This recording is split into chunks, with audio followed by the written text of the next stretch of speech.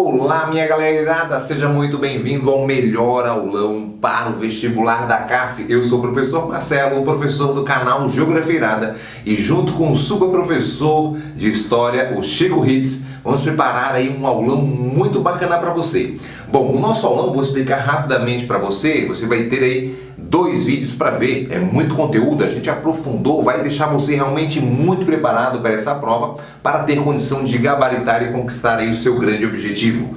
Nós teremos nessa primeira parte aqui do aulão, nós vamos falar para você do que, Marcelo? Vamos falar para você da geografia geral, da geografia do Brasil e de atualidades. E teremos aqui a participação do Chico falando a história de Santa Catarina. Depois você vai assistir o vídeo lá do Chico, tem toda a parte de história, Brasil, história geral e a parte de geografia de Santa Catarina. Então a parte de geografia de Santa Catarina, nós vamos deixar aqui na descrição o link para você poder ver. Marcelo, vamos começar que é muito conteúdo. Vamos lá, galera, espero que você goste. Primeiro, sabe que a prova da CAF é uma prova bem previsível. Sim, as questões ali, elas envolvem muito essa sequência. Elas têm uma questão de atualidade. Sim, aparece atualidade na prova. Atualidade na prova, ela aparece primeiro uma questão inteira de atualidades.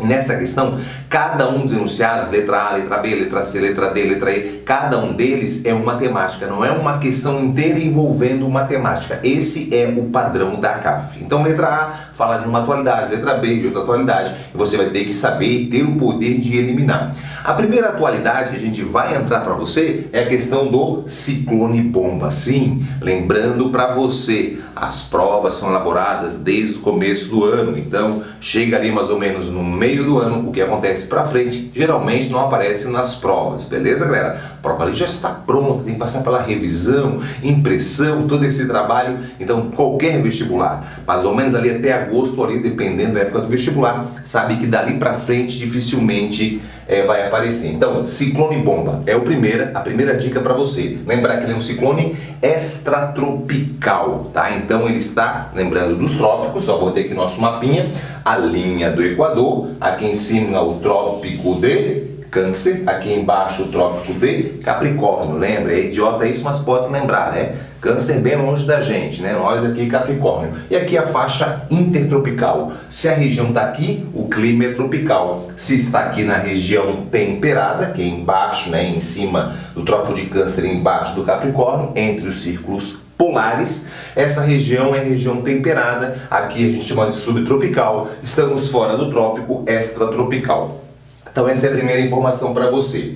Tá, Marcelo, o que foi o ciclone bomba? O que eu posso resumir? Primeiro tem que saber que ele é uma grande tempestade. Sim, ele é uma grande tempestade. Ele é a mesma coisa que um furacão? Ele é um tufão? Meu Deus, Marcelo, ele é um ciclone? Olha aqui já para você saber. Primeiro, tufão, furacão, né, e ciclone tropical, que acontece nessa área que eu destaquei para você, ó, o furacão em rosa, né, em verde o ciclone tropical, em laranja o tufão. Isso aqui não é a mesma coisa que o ciclone bomba. Esses aqui, eles se formam no mar. Quando a água do oceano ela tem, né, atinge uma temperatura superior a 26 graus, todo esse aquecimento, essa umidade, isso tudo vai subir, vai formar uma grande tempestade, né, que a dimensão dela é muito grande, que pode ser até, né, quase tamanho aí de cobrir um país inteiro. Então, dependendo da região, são quilômetros de extensão. Então, isso não é a mesma coisa que o ciclone bomba, tá? Já vou te entender. Então, furacão, né, ciclone tropical e o tufão são gerados pelo aquecimento das águas do oceano. Ponto. Tá? Depois podemos voltar aqui. E a questão do ciclone bomba, ele é um ciclone extratropical. Por que ele recebeu o nome de bomba? Meu Deus, é uma bomba, ele explode, que é isso? Não, calma lá. O ciclone bomba, ele acontece, né, tem uma definição, quando a pressão, ela cai rapidamente, em menos ali de 24 horas, ela atinge, existe, né, uma chamada de hectopascal, né, essa é quando ela tem uma queda bruscamente ali, né, de 24, 25 hectopascais em um período curto, aí essa pressão, né, no núcleo dele ali, nós vamos ter essa definição de ciclone bomba. Então é isso que vai determinar se ele é chamado ou não de ciclone bomba, beleza? Mas vamos aprofundar para você entender um pouquinho mais sobre ele. Como é que ele se forma, Marcelo?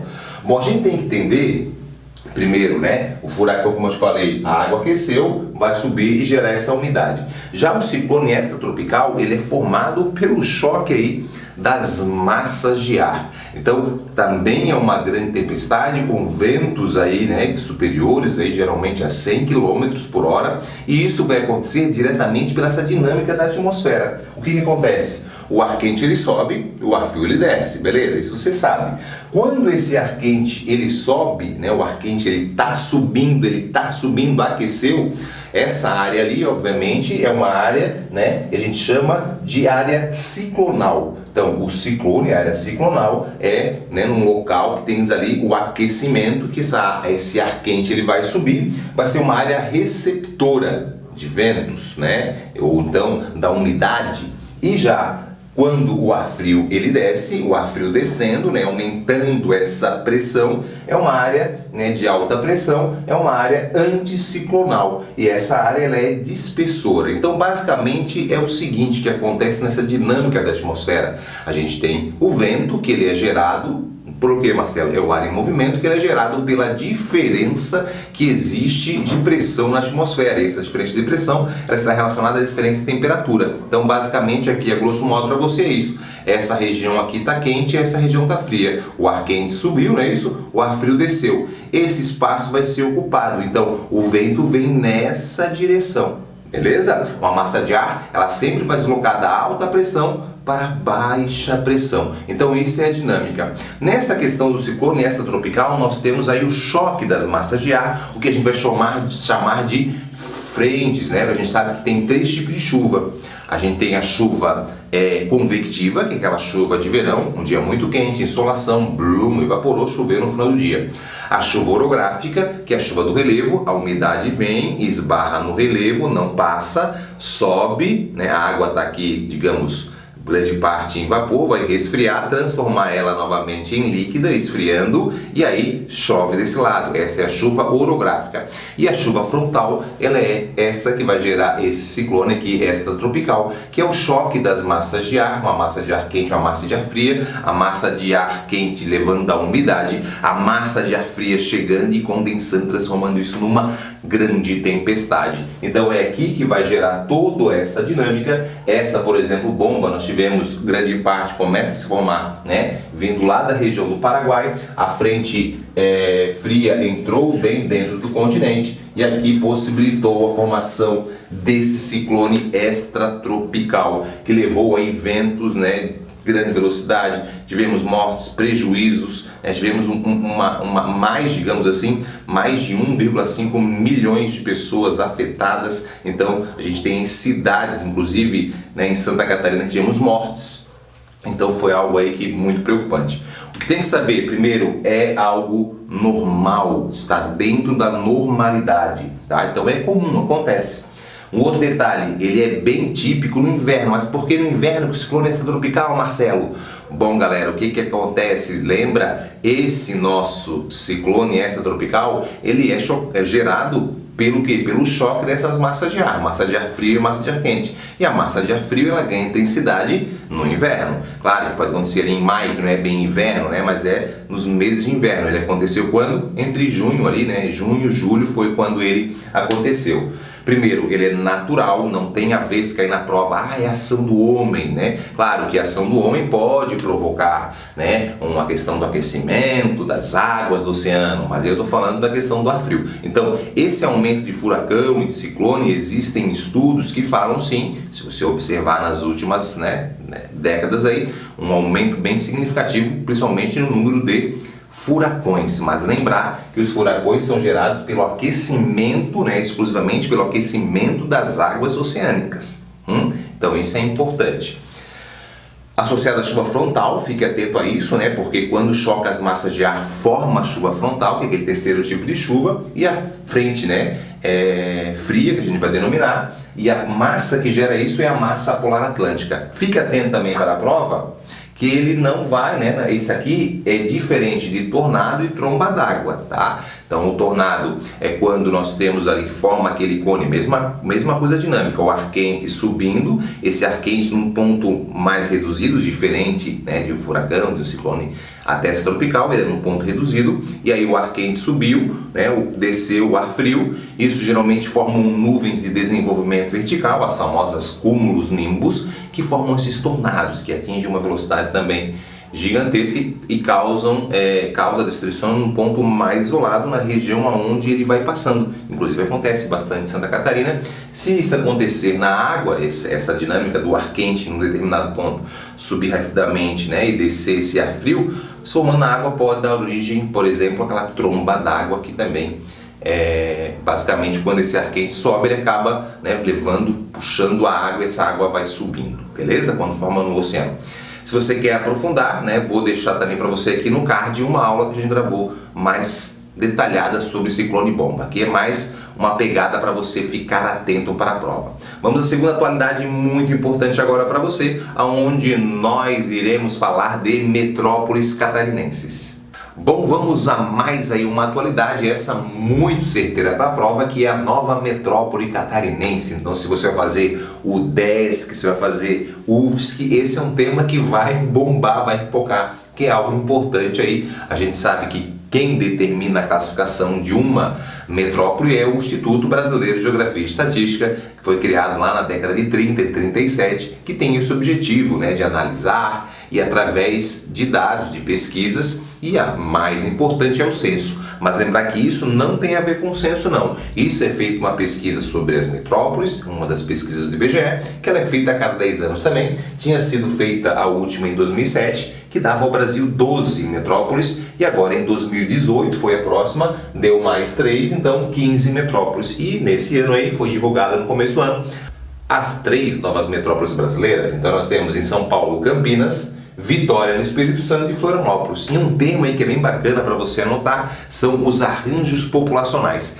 que essa foi a justificativa para essas áreas virarem metrópole, né? Metro é mãe, poli é cidade, essa é a origem do nome. Então lembrar que metrópole não é uma cidade sozinha, ela é uma cidade que vai exercer a atração nas cidades vizinhas, com uma grande ligação socioeconômica. Para ser metrópole, ela tem que influenciar a região, né, para ser metrópole regional, influenciar o Brasil para ser nacional e aí influenciar o mundo para ser global. Então alguns critérios aí são adotados nessa pesquisa e o que bateu muito nesse relatório foi esse, né? Essas áreas, devido ao arranjo populacional, o fluxo de pessoas que envolvem, se relacionam nessas áreas, a partir de então o IBGE decidiu classificar essas 3 metrópoles. Então Florianópolis agora, segundo o IBGE, sim, é uma metrópole que envolve toda a região, né, digamos ali da grande Florianópolis, e sendo essa grande atração e por ser a capital do Brasil. Campinas é bem interessante porque essa nova metrópole Campinas, ela já vinha sendo mesmo antes desse dado oficial do IBGE, a partir de 2010, já sendo aí prevista como uma metrópole, sendo classificada como metrópole regional, que ela vai, a sua atração é além, digamos, do estado de São Paulo. Então São Paulo é a maior metrópole, o estado de São Paulo hoje é o único estado que tem 2 metrópoles. Tem qual metrópole? São Paulo, que é a maior do Brasil, uma das maiores do mundo, e Campinas, né, que seria a outra metrópole, tá? Então hoje é região sudeste, todos os estados, né, Belo Horizonte, Vitória agora entrando, São Paulo e Janeiro com metrópole. Região sul, também todos aí estados com metrópoles, beleza? Então fique atento, eu vou deixar aqui para você no card um vídeo que a gente aprofunda um pouco mais sobre isso, beleza? Queimadas, galera, queimadas também. Ah, Marcelo, mas o Pantanal foi agora, foi depois. Galera, queimadas acontecem no Brasil todos os anos e tivemos aí um aumento significativo dos impactos na Amazônia. Então, eu vou falar para você em geografia física, dos dados seria a Amazônia. A Amazônia é muito importante aí para você poder aí entender e lembrar que as queimadas na Amazônia, primeiro processo, eu botei aqui, ó, Amazônia, Cerrado e Pantanal. São biomas que sofrem, sim, todos os anos com queimadas. E esse ano nós tivemos um aumento significativo nessas queimadas. E aí a gente tem que levantar as causas. Primeiro, é um fenômeno natural, as queimadas, e está associado diretamente ao clima. Então, eu botei aqui o climograma para você lembrar, ó, dos dois climogramas, da área do Cerrado e do Pantanal, é o clima tropical semi-úmido, ou clima tropical continental, ou apenas clima tropical. São esses nomes que vão aparecer para você, podem aparecer para você. Ele é um clima que tem uma estiagem no inverno, reduz a chuva no inverno, muito baixos índices pluviométricos no inverno, e aí nós temos a seca se instalando. Então essa seca se instalando, folha seca, calor intenso, um calor, né, muito alto dessa região mais central do Brasil, nós temos ali a origem, né, o motivo principal dessas queimadas. E aí, certamente, nós temos a ação do homem, de pequenas pessoas que vão tacando fogo em algumas áreas, né, que são áreas de preservação, áreas que eles não podem, por exemplo, dentro da sua propriedade existe ali a floresta legal que ele tem que preservar, eles acabam tacando fogo para aumentar a sua área destinada ao pasto ou à agricultura. Então, isso acontece sim, porém, tem que estar atento na prova, a gente tem que, né, pisar o pé e falar a verdade. O que é? Existe um processo natural muito associado ao clima que gera uma escassez, né, uma redução dos índices pluviométricos no mês de inverno. Marcelo, por que isso aqui acontece? Marcelo, é Deus? Não, a gente tem que entender que essa redução da chuva aqui, ela está muito associada a uma massa de ar, que é a massa equatorial continental, que ela se forma na Amazônia. No inverno, ela diminui a sua intensidade. Assim, você já deve ter escutado sobre os famosos rios voadores, né? Seria toda a umidade que sai muito da Amazônia e ela vai sendo dispersada para várias regiões do Brasil. Só que no inverno, essa massa equatorial da Amazônia, ela diminui a sua intensidade e aí acaba não levando essa umidade, essa chuva para outras regiões, e é um dos principais fatores para essa estiagem no mês de inverno, beleza? E aí que nós temos o clima da Amazônia, que é o clima equatorial, que mesmo tendo altíssimos índices pluviométricos, nós temos uma redução também de chuva no inverno, porque a massa equatorial, que é uma das principais massas do Brasil, nós temos 5 massas de ar no Brasil, a equatorial continental que se forma dentro da Amazônia, lembra que a massa de ar se forma em porções homogêneas, como florestas, como desertos e oceanos. Essa massa sim, ela influencia muito o clima do Brasil, e aí ela vai reduzir aqui, também vão gerar queimadas nessa região, e gerou muitas queimadas na Amazônia. Nós temos obviamente uma redução da fiscalização, isso foi comprovado, uma pressão aí política, né, de um determinado grupo de políticos, os ruralistas, e aí, né, contra todas essas leis ambientais. Isso existe, porém, na prova, o que tem que estar é os fatores realmente que envolvem a questão mais ligada à natural, e pode contar um dado, mas dificilmente a prova entra nessa polêmica da redução, da fiscalização. Isso sim ocorreu, mas o que é mais impactante, o que aparece mais sobre a Amazônia é a pressão internacional da Amazônia. Isso sim eu acredito que possa estar numa das alternativas, porque existem várias nações, através de acordos que o Brasil cumpriu aí, né, para poder preservar, para poder ajudar aí, porque a Amazônia, com certeza, de todo, né, o seu dinamismo, ela influencia o clima não apenas do Brasil, como o clima global. Se a gente desmatar mais a Amazônia, vai diminuir com certeza toda essa umidade naquela região, e isso vai, né, como a atmosfera está ligada, toda essa dinâmica que existe vai acabar afetando, e já está afetando aí. A gente vê aí, por exemplo, um aumento maior dessa redução dessas chuvas. Nós temos aí, por exemplo, essa chuva que conseguia chegar em outras regiões, né, chegando em menor intensidade, mas é muito cedo para te falar, a gente não pode afirmar, porque a gente sabe que para provar uma mudança climática a gente tem que pegar uma longa período histórico. Não pode ser algo de 1 ano, 2 anos, 3 anos, isso pode ser uma anomalia, não pode esquecer disso, né? Um acontecimento fora do padrão. Por exemplo, o El Niño e a Laninha, por mais que eles são cíclicos, eles são anomalias, né? Todo ano acontece aquilo ali. Então, o El Niño e a Laninha, que são ali o aquecimento, o El Niño, e a Laninha, o resfriamento, eles vão afetar, assim, galera, o Brasil inteiro e outras regiões do mundo. Aqueceu a água do Pacífico para entender toda a dinâmica.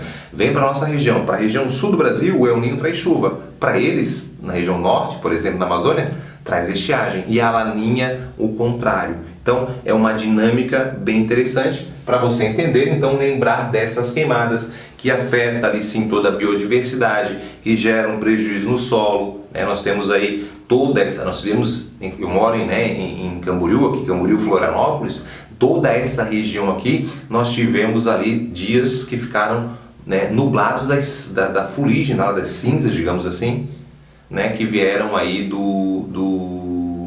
das queimadas no Pantanal. O dia ficou totalmente aí devido, então acaba se dispersando, e isso acontece pela dinâmica da atmosfera. E a gente tem que lembrar que a camada que nós estamos é a troposfera, que ela vai ter mais ou menos 12 quilômetros, e lá em cima dessa camada, né, nós temos ali essa propagação de ventos, de jatos, que acabam deslocando e afetando assim várias regiões. Então, queimadas é um tópico aí bacana para você dar uma aprofundada. Uma dica também bem bacana, são 10 anos da Primavera Árabe. Começou em 2010 a Primavera Árabe, né?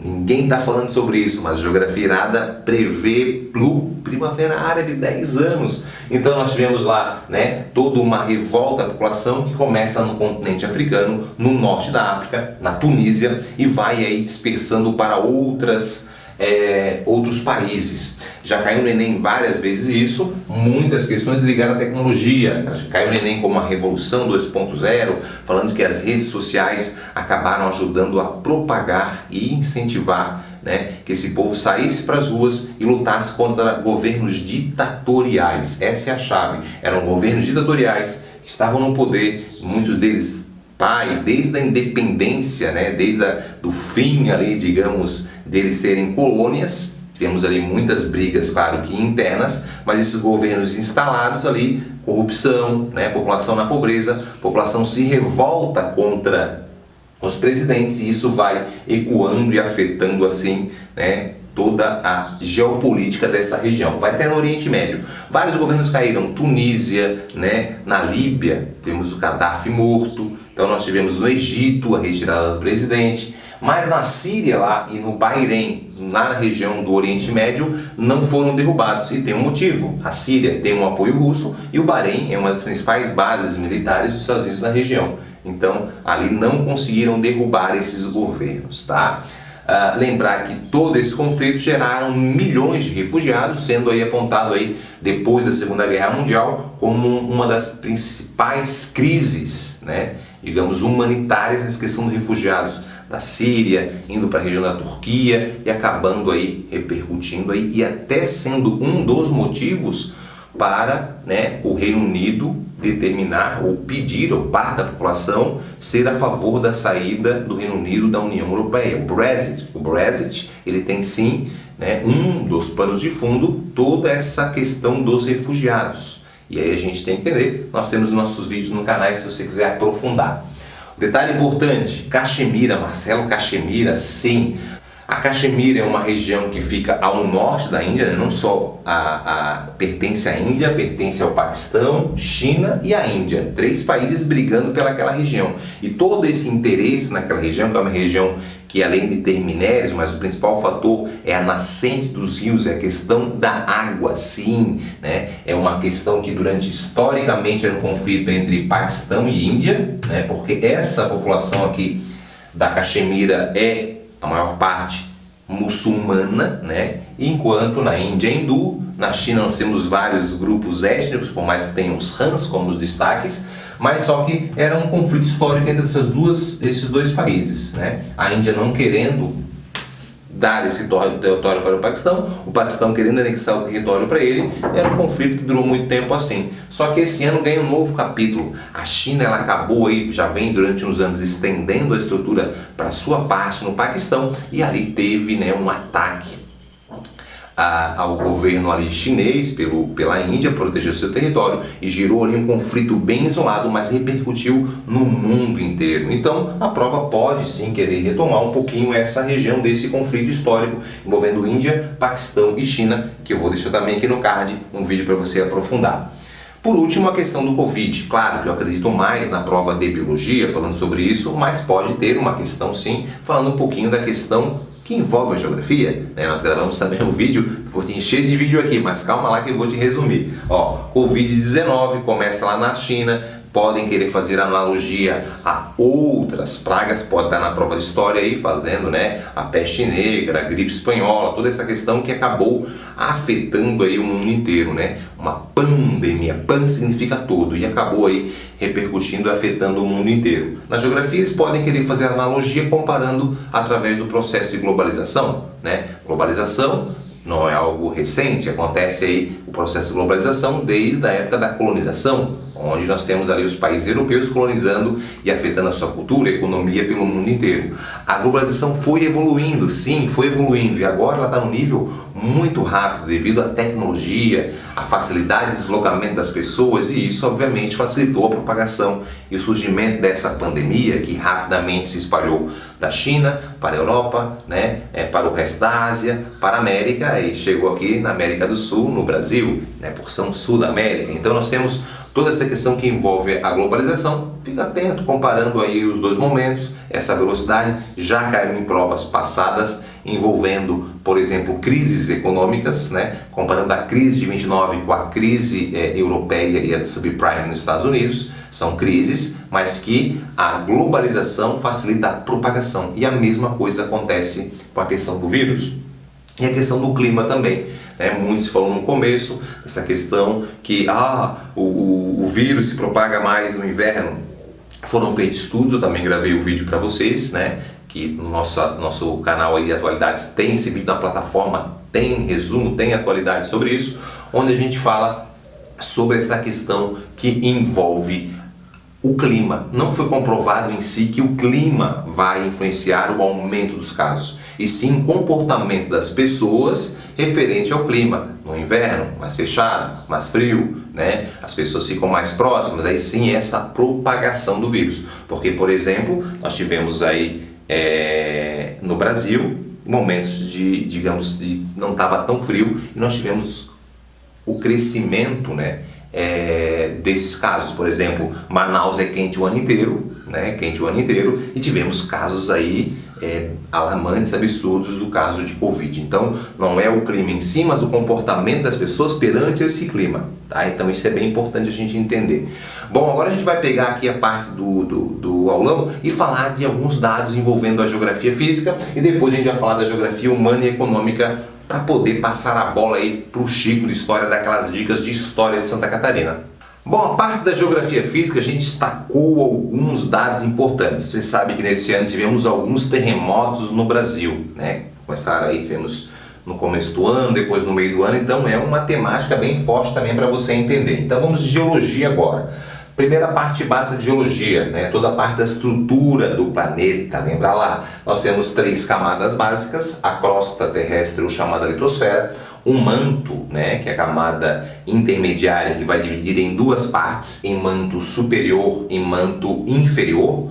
Um manto superior aqui, né, ele é chamado também de astenosfera, e o manto inferior é chamado de mesosfera. E o núcleo, que é a parte mais interna, que é núcleo interno e núcleo externo. Então essa é a dinâmica interna do planeta, né? A parte da crosta terrestre, que é dividida em placas tectônicas que estão em constante movimento, elas não param de movimentar, elas estão sempre se movimentando, e claro que essa força dessa movimentação, essa energia liberada, são os abalos sísmicos. Então tu vai anotar aí os agentes internos, são agentes formadores de relevo, que é o tectonismo, né, que é o movimento tectônico das placas, que é o abalo sísmicos, que são os terremotos, e também o vulcanismo, são agentes que formam o relevo. E os agentes externos, eles modelam o relevo, como a temperatura, né, a água, através da chuva, do rio, do processo geral aí, e também nós temos o vento, são agentes aí que vão modelar esse relevo.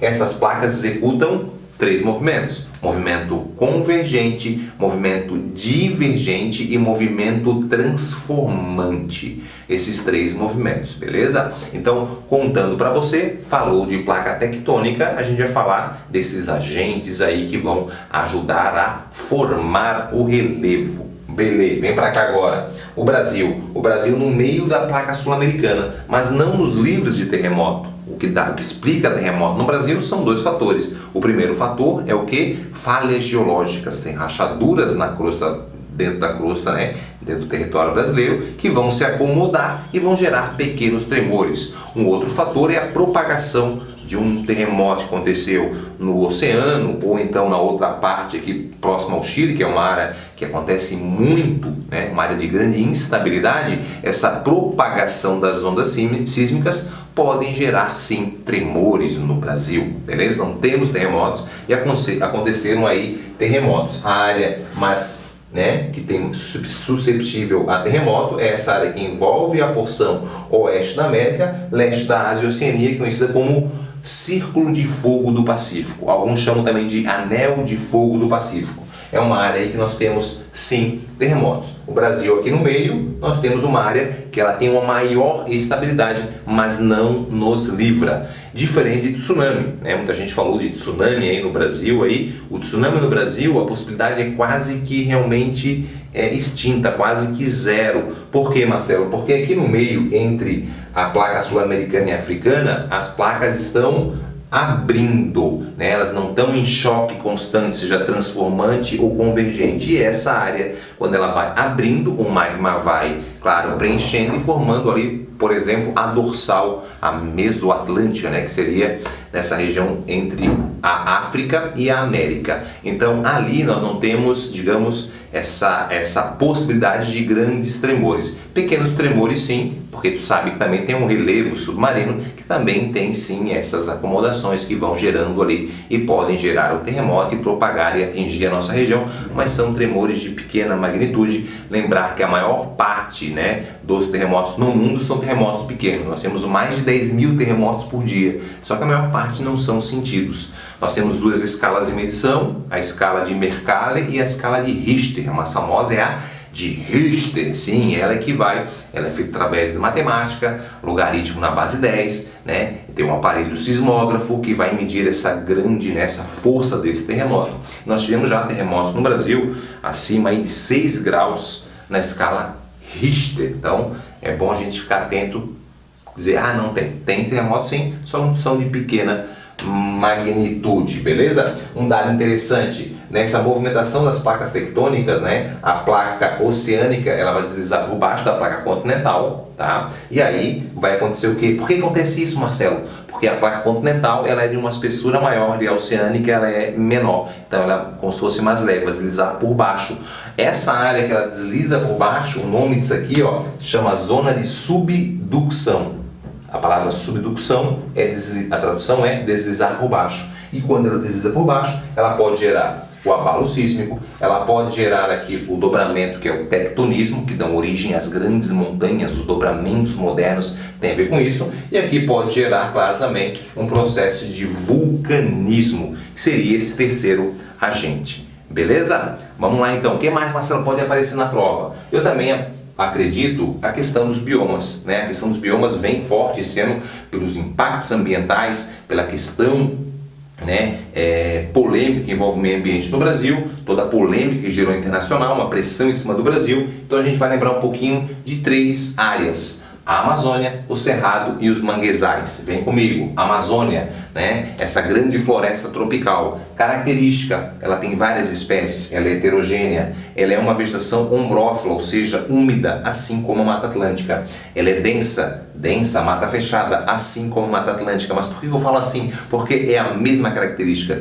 Os dois são biomas florestais, tá? E aí, ela é perene, ela é perenófila, ela fica verde o ano inteiro e ela possui as folhas largas. Lembra que a folha se adapta ao clima, a planta se adapta ao clima. Chove muito, o ano inteiro, folha larga. Se tivesse uma estiagem prolongada, tipo na Caatinga, folhas finas, para dificultar a evapotranspiração. É uma adaptação. A Amazônia, além dessas características aqui, tem outras que a gente poderia apontar, mas são as principais. Lembrar que a vegetação ela tem níveis. A primeira área é chamada Igapó, que é a área alagada, né, onde vive a população ribeirinha. Nós temos a várzea, que é a área sujeita a alagamento na época das cheias. Não sei se tu lembra aqui do climograma que eu tinha colocado. Chove mais um período, então o rio vai encher nesse período e ali as casas ficam em palafitas, né, nessa área de Igapó. Mas a água também chega lá na área da várzea, tá? E aí por último a terra firme, que é a área que não alaga, são baixos planaltos.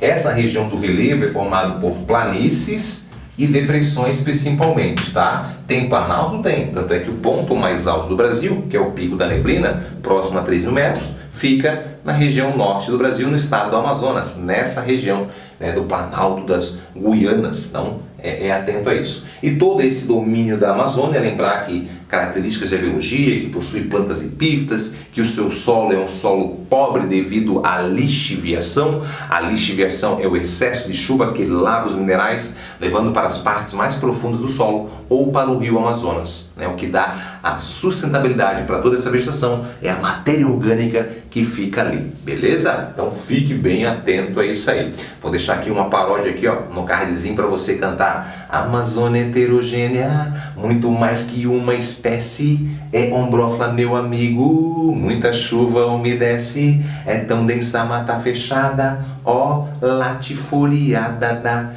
com um solo bem pobre, lixiviação é um horror, tira todos os nutrientes no Amazonas que parou, mas ela é muito perenófila, ó, é sempre verde, escuta aqui, canta e memoriza.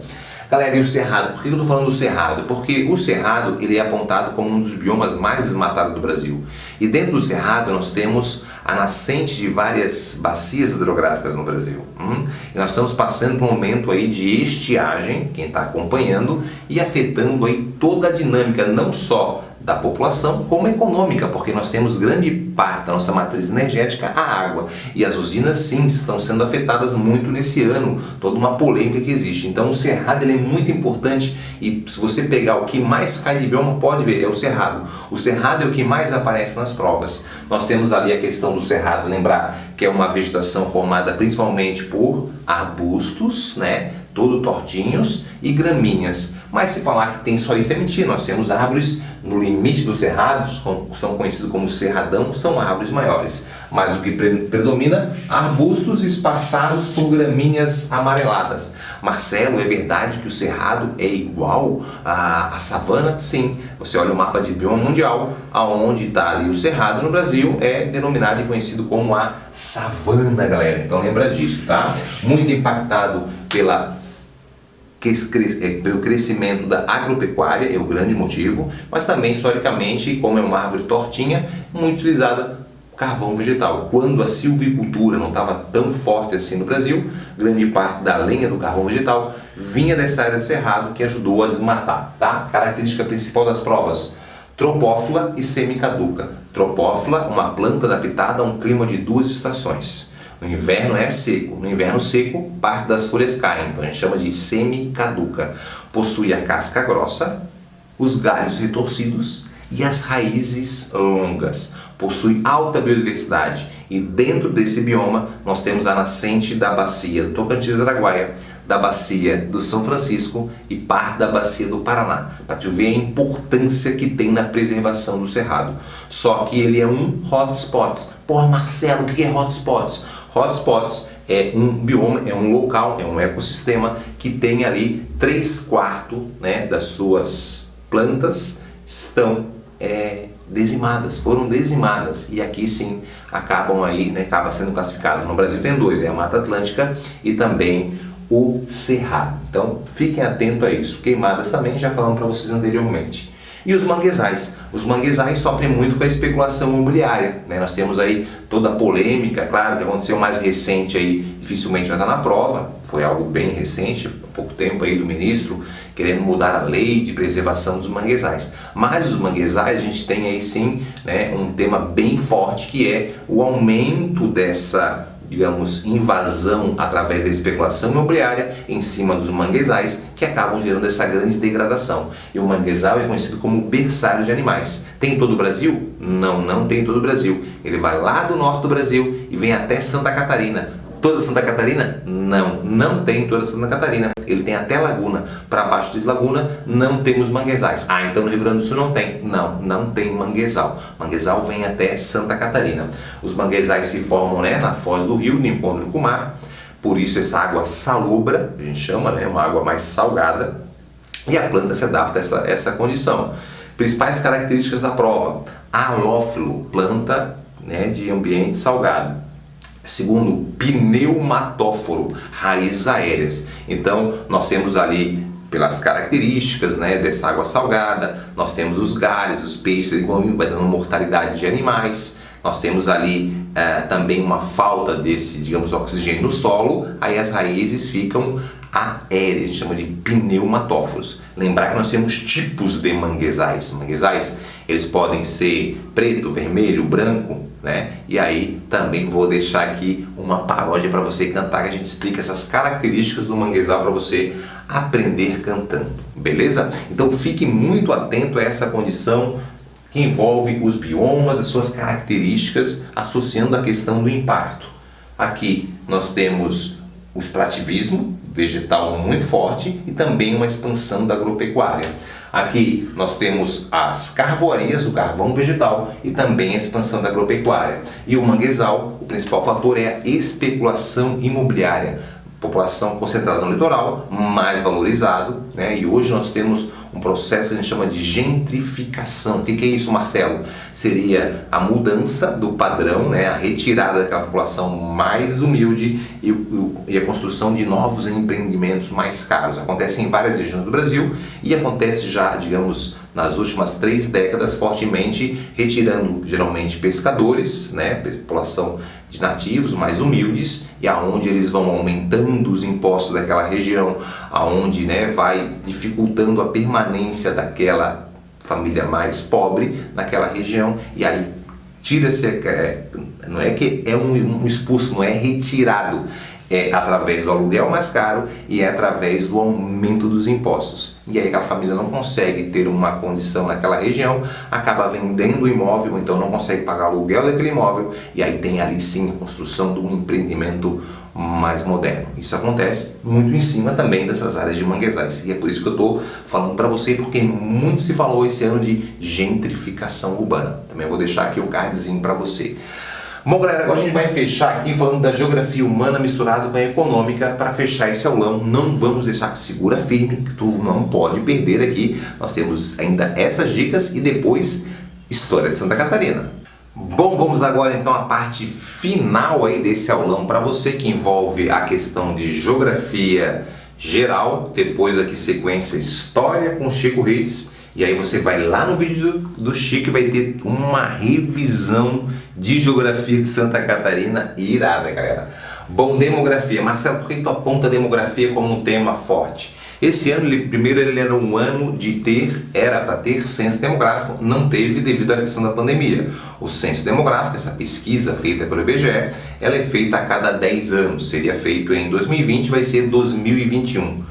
Mas nós temos aí alguns dados importantes. O Brasil chegando a 215 milhões e sendo, mesmo assim, ultrapassado pelo Paquistão. Hoje o Brasil é o 6º país mais populoso do mundo. Então, a gente tem que entender um pouquinho essa dinâmica. Se cair gráfico, esses são os 2 gráficos que podem aparecer na prova para você. Primeiro é a pirâmide etária, que a resposta está toda na pirâmide, fique atento, né? A pirâmide, ela representa a população de um determinado local, homens, mulheres, e a faixa etária, população de idosos, população de adultos e a população jovem de um país, de uma cidade, de um estado. Pode ser feita essa pirâmide. Lembrar que a pirâmide, quando ela tem a base larga, muito jovens, alta natalidade. Topo fino, baixa expectativa. Esse país, ele é um país pobre, né? Alta natalidade, mas só que é um dado importante. Não é a pobreza que determina o número de filhos, e sim o grau de escolaridade. Isso já é comprovado cientificamente. Né? O cara é pobre, ele tem um monte de filho, o cara é rico, né? Não vai ter filho. Não é isso, e sim a escolarização que vai determinar, vai estar relacionado com o número médio de filhos, né? Claro que geralmente a população mais pobre é menos alfabetizada, consequentemente acaba criando esse senso comum aí. Beleza, esse país tem essa característica, ele vai ter muito gasto em educação e vai ter o que, Marcelo? Gasto em saúde para melhorar a expectativa de vida. Com o passar do tempo, como aconteceu com o Brasil e todas as nações, vai aumentando a expectativa de vida e vai diminuindo a natalidade. E a pirâmide do Brasil hoje ela está em processo de transformação. Nós estamos alargando o ápice e estreitando a base. Então nós temos hoje uma redução da natalidade no Brasil, que ela já foi, em média, para ter uma ideia, a taxa de fecundidade já foi 6 6,2. E hoje, né, bota aí 1,6, 1,7, temos menos de 2 filhos por mulher. Então isso aí é um número aí já muito próximo aos países, né, desenvolvidos que conseguiram concluir a sua transição demográfica. Isso nós vamos falar agora para você. Mas antes, não esqueça, quando o país vai acontecendo isso, né, de ficando lá o topo maior, mais idosos no país, nós temos mais gasto em saúde e também mais gastos em previdência social. E aí está o motivo da famosa reforma na Previdência, né? A justificativa do governo e de outras nações do mundo em fazer a reforma devido a esse aumento, né, do número de idosos no país, e tem que fazer um controle, né, poder adequar, beleza? Então, só para você entender.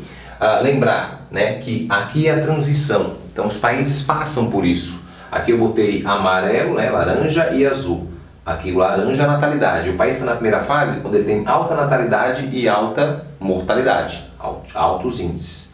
O país passa para a segunda fase quando ele tem a natalidade alta, mas vem reduzindo a mortalidade. A maior parte dos países africanos estão aqui, na segunda fase. Passa para a terceira fase, que é onde o Brasil está, quando ele tem a mortalidade controlada e tem reduzindo a natalidade. O Brasil, se fosse fazer, está quase migrando para a quarta fase. Em breve vai mudar para a quarta fase, que é quando natalidade e mortalidade são baixas, né? A população brasileira ela vai crescer, estimativa, até meados de 2030, depois vai começar a estagnar, e depois vai começar a diminuir. Sim, em breve o Brasil, digamos aí, né, 2050, entre 2050 e 2080, ter menos de 200 milhões de habitantes. Seremos em breve um país de mais velhos. Então, se você quer, a área da saúde é uma área que vai, com certeza, né, bombar pela população brasileira, está ficando mais velha. E aí, continuando, e aí o país passa para a quinta fase, quando ele tem um crescimento vegetativo negativo, ou seja, morre mais do que nasce. Isso é prejudicial para a economia do país, porque diminui o mercado consumidor, né? Nós temos bastante idosos, né? Falta mão de obra, então isso é negativo. O melhor momento seria a transição completa na quarta fase que o Brasil está se encaminhando. Poxa, Marcelo, falou de crescimento vegetativo e crescimento populacional. Crescimento vegetativo é a diferença da taxa de natalidade para a taxa de mortalidade. Natalidade, número de nascimentos vezes 1000, dividido pela população do local. O percentual, mortalidade fácil. Cheguei lá no CV, tá? Então o CV vem diminuindo, o crescimento vegetativo no Brasil vem diminuindo, tá? Marcelo, então é a mesma coisa que crescimento populacional? Não, o crescimento populacional é o aumento da população, está relacionado não apenas ao crescimento vegetativo, mas à migração. Então, por exemplo, se o país tem gente mais nascendo que morrendo e muita gente chegando nesse país, vai gerar um crescimento populacional. Porém, esse país pode ter um controle ali, digamos assim, número baixo de crescimento vegetativo, e é um país que repulsa a população, nós podemos ter uma redução. Então lembrar, Marcelo, nessa fase, quais são os maiores crescimentos populacionais? Estão aqui, galera, ó, entre a segunda e a terceira fase, o grande crescimento populacional, porque somente na segunda, ó, nasce muito e cada vez vai caminhando para a terceira, vai diminuindo a mortalidade. Então aqui, ó, aqui vai ser o crescimento baixo, porque é bem próximo, natalidade e mortalidade, ó. Aí chega aqui, pum, dispara. Aqui vai equilibrando o crescimento populacional e depois aqui normal, equilibra, né? E aí chega lá no final, diminui. Então, esse aqui é uma linha importante do crescimento populacional. Lembrar que o Brasil é um país populoso, nós temos 215 milhões, hoje estamos atrás da China, que é o primeiro, Índia, que é o segundo, Estados Unidos, que é o terceiro, Indonésia e o Paquistão. E vamos ser ultrapassados em breve pela Nigéria. A Nigéria vem com tudo aí, vai ultrapassar o Brasil na população. O Brasil não é um país povoado. Povoado é a relação da população, dos habitantes, né, pela área. Então o Brasil é um país continental, com 8,5 milhões de quilômetros quadrados. Então o Brasil ainda, né, tem áreas bem povoadas, mas muita área aí pouco povoada, que dá uma média de 20 e pouco, beleza? Chegamos agora na última parte para você, dessa nossa dica aí para esse seu aulão, para não deixar você louco. Industrialização. Primeiro, Revolução Industrial. Estamos vivendo a quarta Revolução Industrial, né? Primeira Revolução, século XVIII. Então lembrar, revolução que teve aí relacionado à máquina a vapor, não é isso? Nós tivemos uma revolução aí muito baseada no carvão mineral e no ferro, as indústrias têxteis, vai começar na Inglaterra, vai se espalhar pela Europa. Depois nós temos a segunda revolução, século XIX, a revolução do petróleo como matéria-prima, a revolução do motor elétrico, do motor a combustão, indústria automobilística, Estados Unidos e Europa paralelamente. Depois, século XX, terceira revolução tecnológica, a revolução da robótica, acontece Japão, Europa, Estados Unidos. E aí vai internet, comunicação bombar. Segundo os especialistas, estamos vendo a quarta revolução, que é a revolução da automação, século XXI, né? Os componentes ligados à área da saúde e também à área da automação é que vão dominar a substituição em maior impacto da mão de obra. Sim, profissões estão deixando de existir, né? Vou deixar aqui também para ti mais um linkzinho no card para tu ver o vídeo da quarta revolução industrial que a gente preparou. Então, galera, fiquem atentos às revoluções e essa revolução, obviamente, essa quarta revolução que agora tem Alemanha, tem China, tem Japão, tem Estados Unidos, tem Europa crescendo, o Brasil não, o Brasil é um país muito atrasado tecnologicamente, por mais que alguns setores vai até destaque, mas a nível dessa produção tecnológica para poder aí realmente, né, influenciar, impactar, ainda estamos distantes, né? Infelizmente estamos distantes. Então, fica atento, dá uma olhadinha sobre as revoluções industriais e a industrialização brasileira. Então, o Brasil, né, tu sabe que o Brasil é um país que vai ter essa industrialização marcada primeiramente em alguns períodos. O primeiro período é conhecido como período colonial. O período colonial não dá base para a indústria nacional, porque ele é marcado por dois momentos. Primeiro, a proibição, que Portugal não queria que o Brasil desenvolvesse indústria, né, chega a proibir. E o segundo momento, que é o momento da falência, quando ele abre para a Inglaterra, né, com redução dos impostos, a família real veio para o Brasil em 1808, nós temos ali alguns acordos que dificultam a indústria nacional, gerando muita falência pela redução dos impostos dos produtos ingleses. Então, colonial não é um momento bom para a indústria nacional, mas já tinha indústria. Depois vai ter o que, Marcelo? Vai ter sim aí Vargas com a crise de 29, né? Vargas aí dando o golpe, assumindo o Brasil, vai ter aí a implementação da indústria de base no Brasil. O Brasil vai crescer, vai produzir bastante e vai começar a deixar de ser apenas um país agroexportador. A economia do Brasil antes desse período era muito baseada em ciclos econômicos. Ciclo do Brasil, ciclo do açúcar, né? Ciclo dos minérios, ciclo da borracha, ciclo do café, pum, acabou isso, começa um processo industrial. O Brasil ainda é um país sim agroexportador, grande parte da sua economia está ligada a isso, né? Digamos assim, mas nós temos aí já uma indústria se instalando com mais força no Brasil, tá? Aí depois vem JK, vai lembrar que é bens de consumo, internacionalização. Vargas, base, nacionalização. JK, internacionalização, né? Seria indústrias de bens de consumo, automóveis. O Brasil passa a ser um país rodoviário, se endivida, muda a capital do Brasil. Mas o Brasil, né, começa a aumentar o seu número de indústrias. Aí depois, no processo do governo militar, é marcado pela substituição das importações. Sim, surge muita indústria nacional, à base de muito recurso internacional, também chegada a mais de outras multinacionais no Brasil, né? Mas é um momento aí, digamos, de dificuldade, principalmente na década de 70, pelas crises que tivemos lá, as grandes crises do petróleo, que afetam muito o mundo inteiro e afetam o Brasil, ao ponto na década de 80, gerar o que, Marcelo? A década perdida, muita inflação, muita crise. Década 90, anota aí, neoliberal, anota aí, privatização, é marcado por isso. E isso vai durar até meados dos anos 2000, que vem o governo Lula, que vai promover um outro crescimento econômico, à base de quê? A base aí da redução do IPI, porque pegou a crise do subprime e a crise europeia, aumentou então, nessa grande população, o consumo interno para dar ajuda para as indústrias. As indústrias começam a crescer à base desse redução do IPI, óbvio que gerou um grande endividamento, porque facilitou-se o crédito, grande parte dos brasileiros se endividaram, estava fácil de comprar, mas não estava fácil de pagar, e aí, né, mas a fazer o Brasil num primeiro momento que ele consiga crescer, tá? Então, a indústria do Brasil é marcada por isso, e nós voltamos agora, Temer e também o presidente Bolsonaro, novamente com essa medida neoliberal, a medida de privatizações. Então nós temos, nesse momento, teve o FHC com neoliberal privatização, rompimento desse modelo no governo Lula e Dilma, e aí volta agora em Temer e Bolsonaro com o modelo neoliberal das privatizações. Santa Catarina, a gente já falou sobre isso, mas só dá uma pincelada para conectar. Santa Catarina, na aula a gente fala mais, como elas surgiram, tudo assim, mas lembrar, a indústria catarinense sim é destaque nacionalmente e ela começa com um modelo de produção chamado pequeno modelo de produção mercantil. Pequenos negócios abastecer a comunidade local e crescem e se expandem, beleza? Para acabar, crises.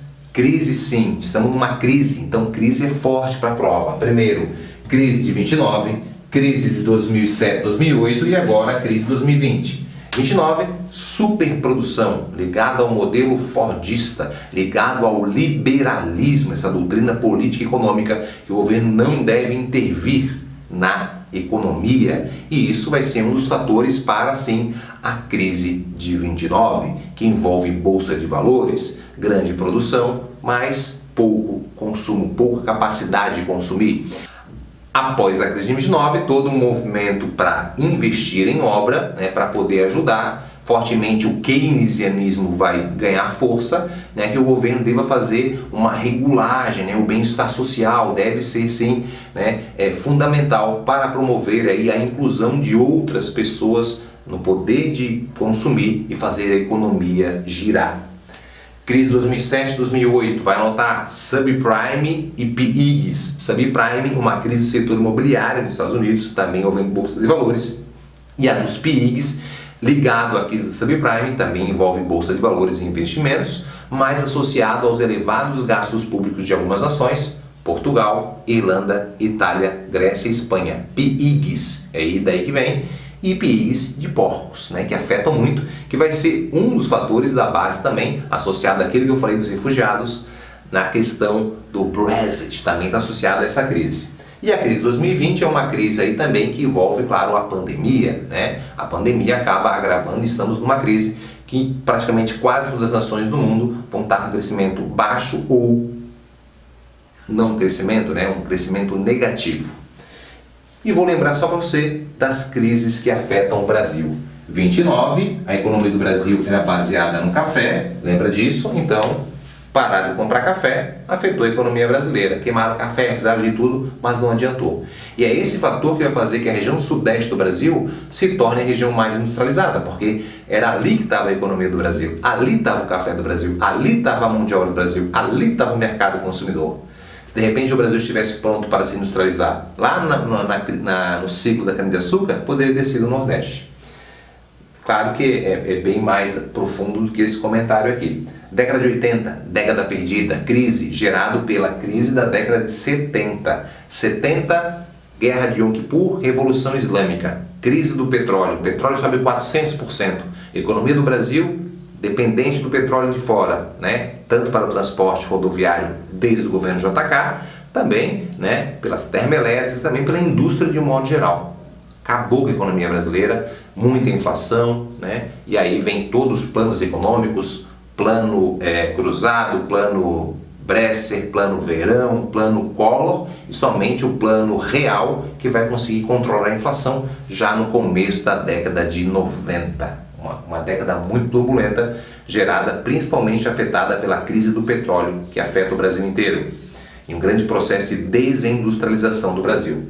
E 2020, novamente, essa crise, só que lembrar que não é só a pandemia, nós estamos também numa crise política, né? Uma polarização gigantesca no Brasil, que acaba dificultando, né, que o governo consiga fazer as ações para poder gerar um desenvolvimento econômico, óbvio que foi agravado pela pandemia. Cansou, galera? Eu espero que não, tá? Eu espero que não. Eu tentei botar aqui as informações para vocês vão olhar as informações. Nos cards tem as paródias, né? Tem essa paródia da Amazônia, tudo tem paródia da demografia, tem paródia da indústria do Brasil, tem paródia aqui de crise, tem paródia de tudo aqui, assim como o Chico usa paródia, eu uso muito. Na reta final, procurei a gente conversar, passar informação, focar. Agora tu vai aqui na descrição pegar as paródias, os videoclipes que a gente faz. Quer aprofundar mais, quer ter acesso a material de geografia de Santa Catarina, geografia do Paraná, geografia do Rio Grande do Sul, com aulas e apostilas, né? banco de questões, aula de atualidades, aulas aprofundadas, eu convido você a conhecer, garanto para você, é a melhor plataforma de geografia do Brasil, é a mais completa, tem simulado, tem apostilas, né? Tem exercício por aula, tem exercício em vídeo, tem as paródias, mais de 50 paródias, né, com videoclipe, os simulados corrigidos em vídeo também para você fazer. Garanto para você que você vai gostar muito e a gente, né, tá começando aí um Black Friday com um descontão. Confere lá o Geografia Irada. Assista agora aqui o aulão do Chico, não perde o aulão do Chico. O Chico realmente, né, um baita professor, tenho muito orgulho de fazer esse aulão com ele. Beijão, Chico, vai contigo. Depois eu vejo você lá no aulão do Chico com Geografia de Santa Catarina. Confia, faz a prova com confiança, aprende a fazer a prova por eliminação. Eliminando, você chega na resposta com certeza. E as minhas dicas foram essas. Chico, dedona aí, vai contigo. E aí, minha gente, beleza? Tudo bem? Só alegria? Eu sou o professor Chico, professor de História do canal História Chico Hits, e é um prazer muito grande estar hoje aqui com você no canal Geografia Irada para esse super aulão ACAF. Eu e o professor Marcelo estávamos pensando, de que forma colaborar com essa galera aí que está ralando, que está na busca do seu objetivo. E a gente planejou então esse aulão com dicas muito especiais para você. E tudo vai dar certo. Você está se dedicando, você está correndo atrás e as coisas vão acontecer. É para isso que a gente está aqui. Tamo junto. E hoje, galera, hoje nós vamos trabalhar aqui umas dicas de história de Santa Catarina. Isso mesmo, alguns tópicos importantes para você relembrar da história de Santa Catarina que é presente na prova da ACAF. Vamos lá? Seguinte, gente, para começar, os povos indígenas catarinenses, né, presentes aqui antes mesmo da chegada dos portugueses, antes mesmo da presença europeia. Galera, vamos lembrar o seguinte, no litoral nós temos os carijós, ocupando então essa faixa litorânea, e no interior, choclens e caingangues predominando.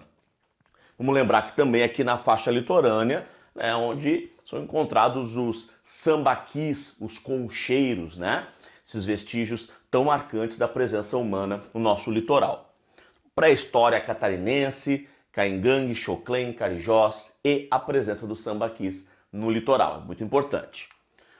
Vamos lembrar que quando começa de fato o período colonial, nós vamos ter em 1534 a divisão do Brasil em capitanias hereditárias.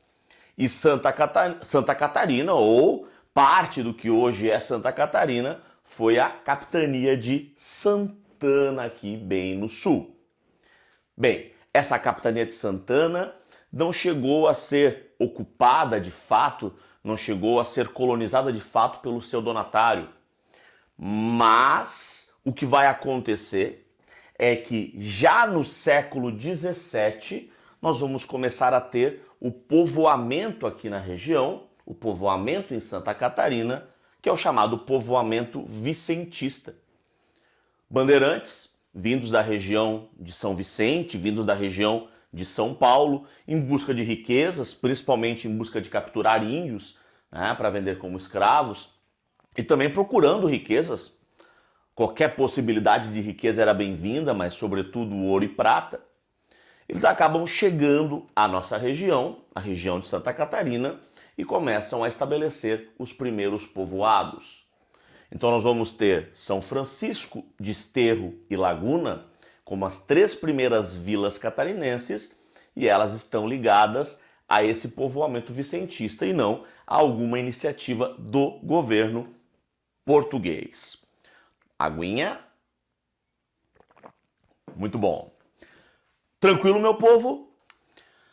Bom, meus amigos, eu trago para vocês agora um hits do Chico. Não sei se vocês conhecem os hits do Chico, mas para quem não conhece, os hits do Chico são resumos musicais, resumos de história, né, através de música. Bom, se você conhece e segue o professor Marcelo, conhece as maravilhosas paródias dele, a gente também trabalha, né, usando paródias musicais para ajudar os nossos alunos a fazer a fixação dos pontos mais importantes da matéria. Os hits do Chico, assim como as paródias do professor Marcelo, são muito úteis, né? A partir do momento em que você estabelece um link, né, entre a letra da paródia e o conteúdo, isso, claro, pode te ajudar de maneira muito significativa na hora da prova.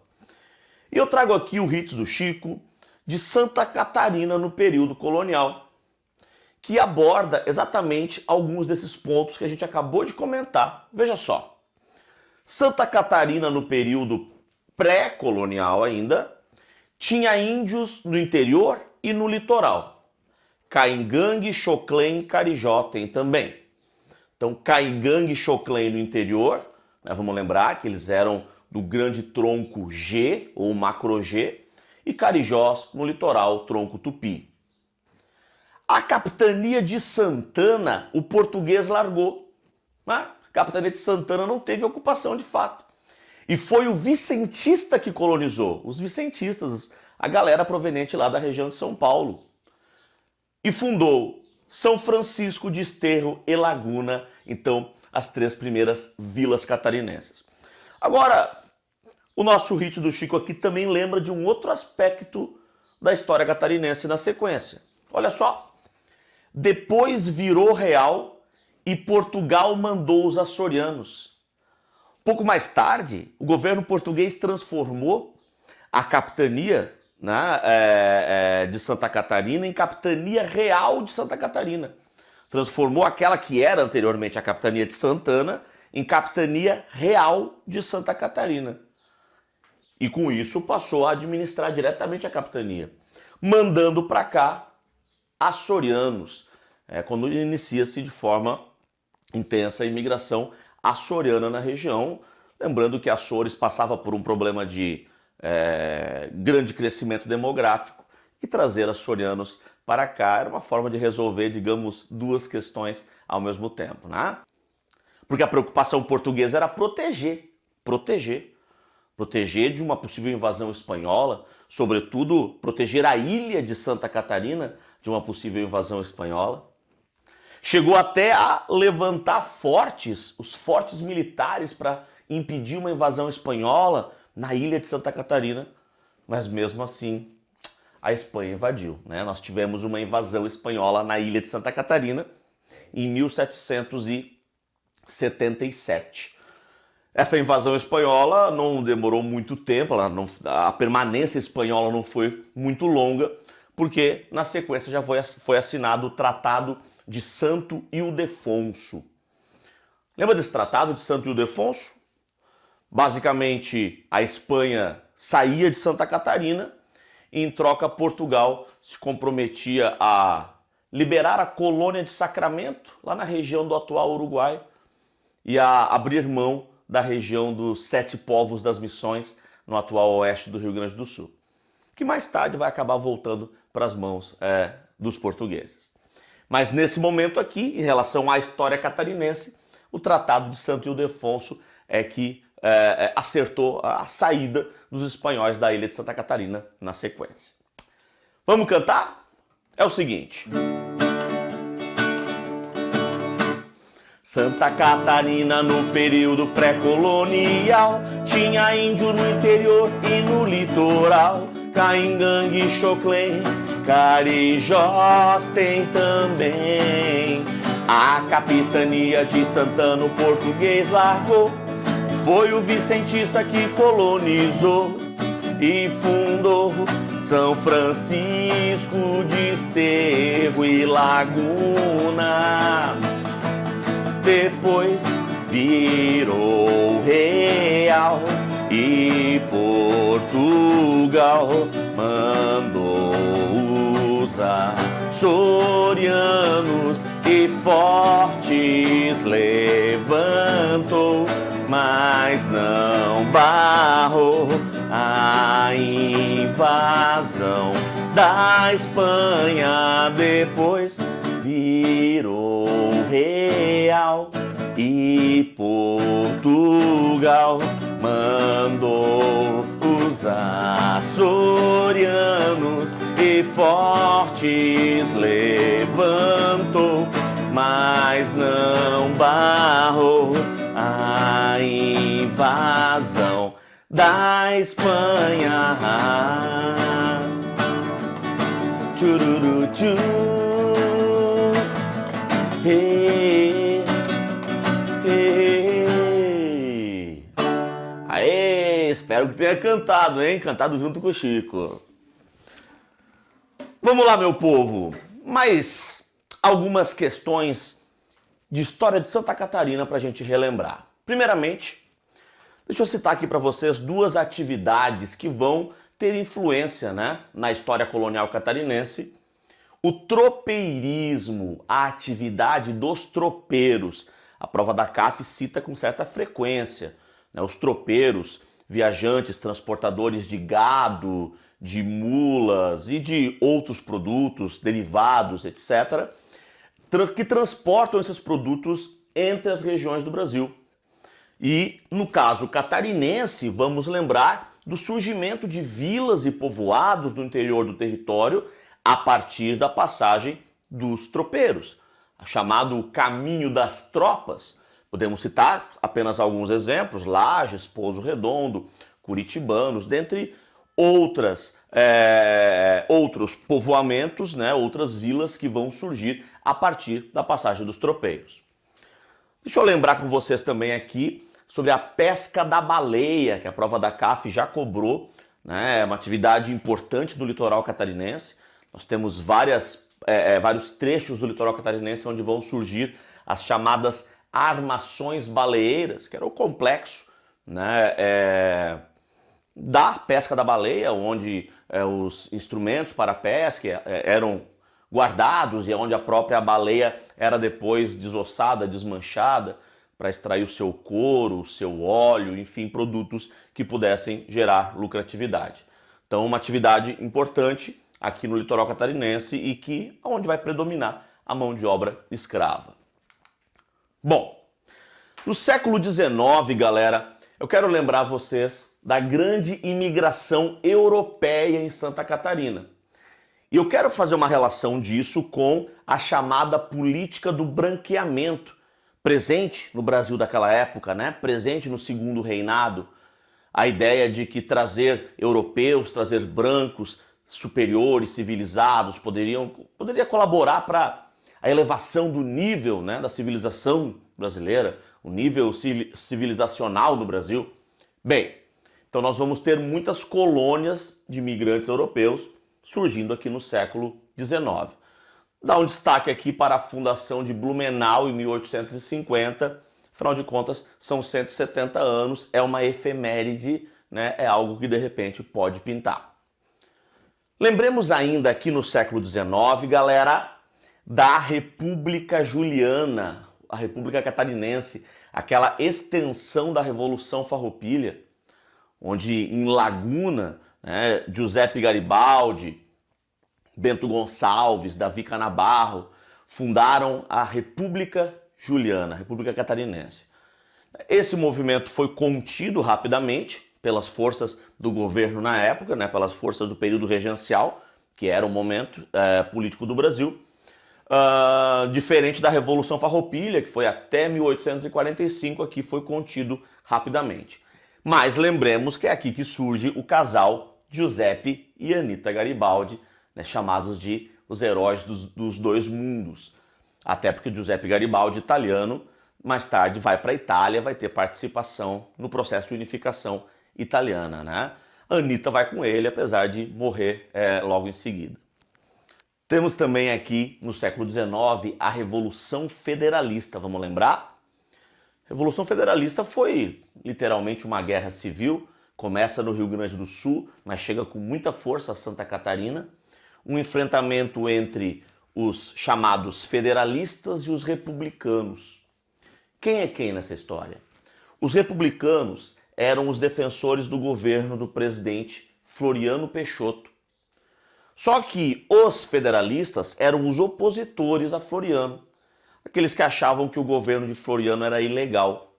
Havia um grande questionamento em relação ao governo de Floriano Peixoto, porque Floriano era vice de Deodoro da Fonseca, o primeiro presidente do Brasil, que acabou renunciando.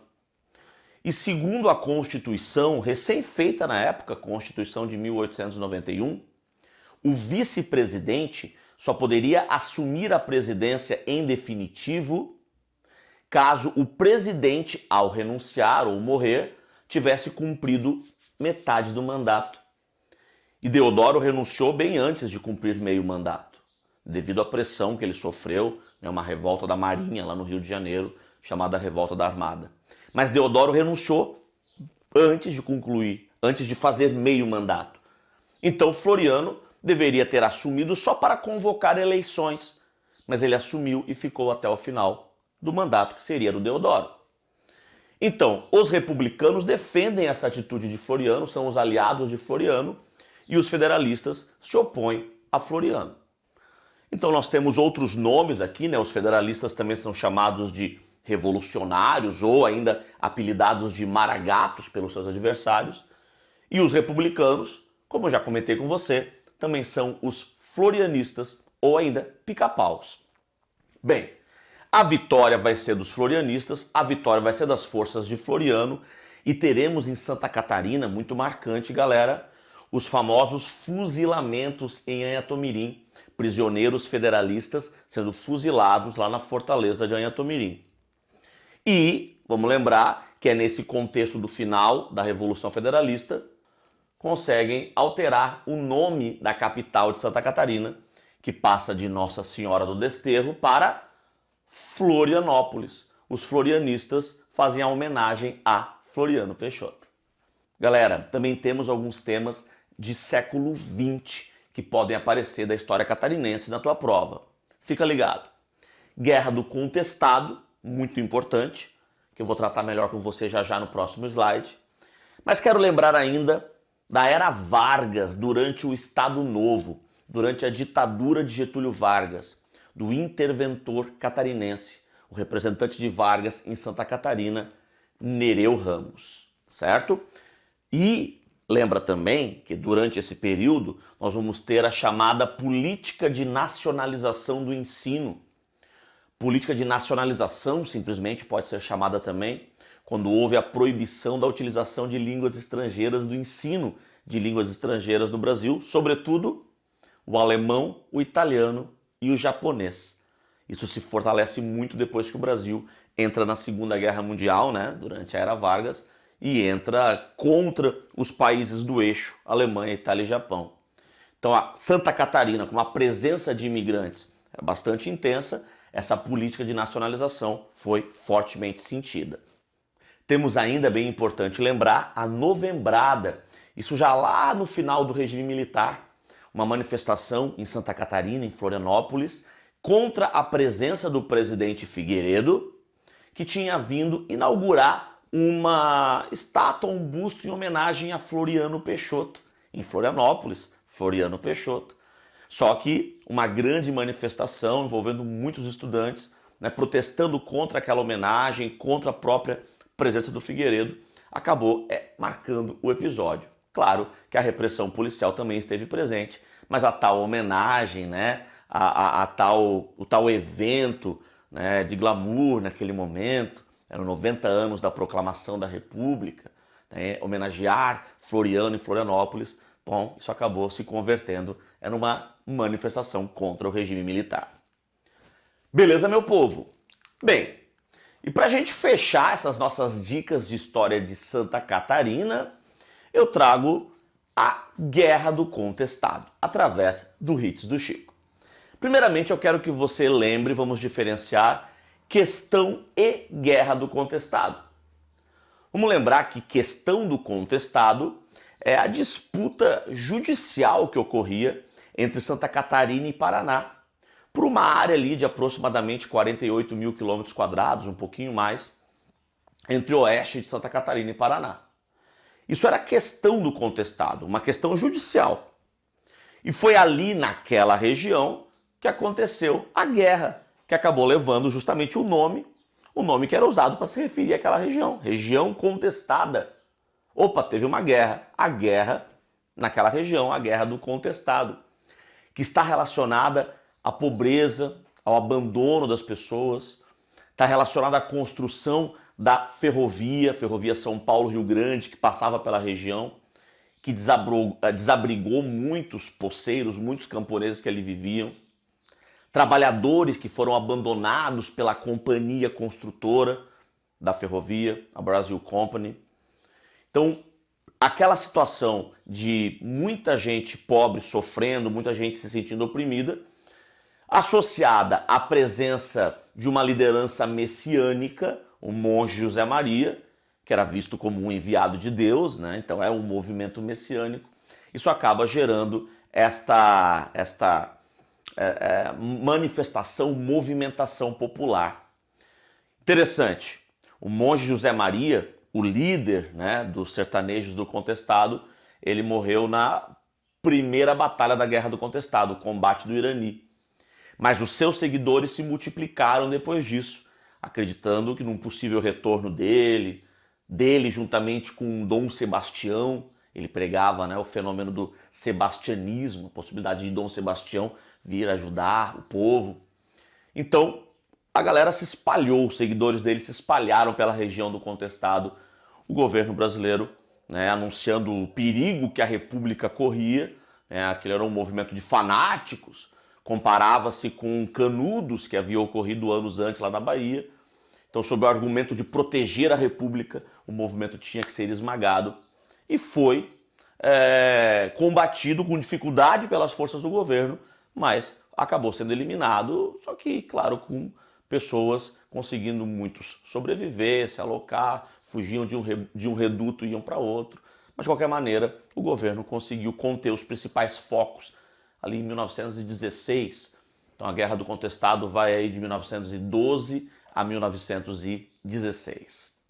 É um dos temas mais importantes de história de Santa Catarina e que sempre é uma boa pedida a gente dar uma olhadinha. Vamos lá, então? Vou convidar você para cantar mais um hit do Chico comigo. Hit do Chico da Guerra do Contestado. Questão e Guerra do Contestado. Vamos junto? Help! Os camponeses gritam help, trabalhadores gritam help, abandonados gritam help. Eu agora vou cantar a questão do contestado. É SEI, Paraná, disputa judicial, mas também tinha lá um povo abandonado pela igreja e poder local e federal. E teve também a companhia que abandonou operário por lá.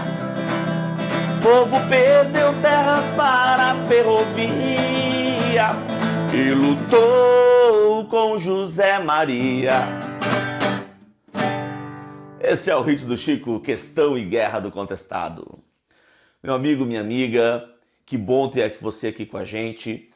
Eu agradeço ao professor Marcelo pelo convite para estar aqui no canal Geografia Irada.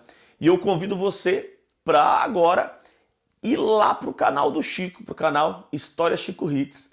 Clicar no link que o professor Marcelo vai deixar aqui na descrição para você, para continuar esse aulão agora com a parte de História Geral e de História do Brasil lá no canal do Chico. Valeu, galera! Então eu passo a bola para o professor Marcelo. Valeu, um grande abraço, aguardo vocês lá. É contigo, Marcelo. Valeu, galera. Galera irada, espero que tenha gostado do nosso aulão. Um super beijo para você e vejo você depois aqui comentando se você foi bem na prova, né? Se você achou tranquila a prova. Vou ficar feliz em saber da tua conquista. Confia, confia. Fala assim, vou acordar e vou detonar, né? Vou ganhar, vou conseguir, vou aprovar. Eu sei que você vai. Um beijo no seu coração. Valeu, Chico, pela parceria. Valeu todos os alunos. Até o próximo aulão.